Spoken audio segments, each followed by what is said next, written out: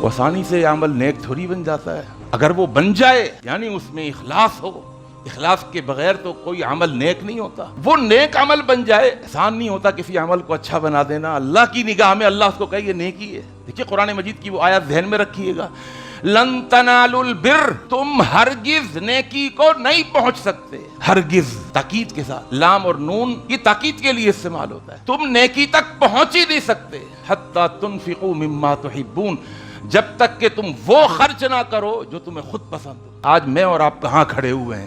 اسی آیت پر اگر غور کریں تو ہم سب فیل ہو جائیں گے۔ وہ تو جب گھس جاتا ہے، گھس پٹ جاتا ہے سوٹ پھر نکلتا ہے، وہ تو کھانا جب باسی ہو جاتا ہے پھر نکلتا ہے۔ کہاں نیکی کو پہنچ ہی نہیں سکتے، ہرگز نہیں پہنچ سکتے۔ اب میں جو پوائنٹ سمجھا رہا ہوں کہ اللہ اس عمل کو نیک عمل مان لے، اتنا قیمتی ہو گیا نا وہ ہمارا نیک عمل، اتنا قیمتی نیک عمل، اور ہماری ایک حرکت کی وجہ سے وہ ضائع ہو جائے جس کو اللہ نے نیک مان لیا، جس کو عمل صالح اللہ نے مان لیا، اتنا بڑا نقصان ہے۔ کتنے تو عمل اللہ رد کر دیتا ہے کہ وہ نیک ہی نہیں ہے اللہ کی نگاہ میں، وہ تو خبیث ہیں، وہ تو پلید ہیں، وہ تو ناپاک ہیں۔ ان اللہ طیب لا يقبل الا طیبا، اللہ کہتا ہے میں طیب ہوں، پاکیزہ ہوں، پاک ہوں، اور میں وہی تحفے قبول کرتا ہوں جو پاکیزہ ہوں، وہی عمل جن میں اخلاص ہو۔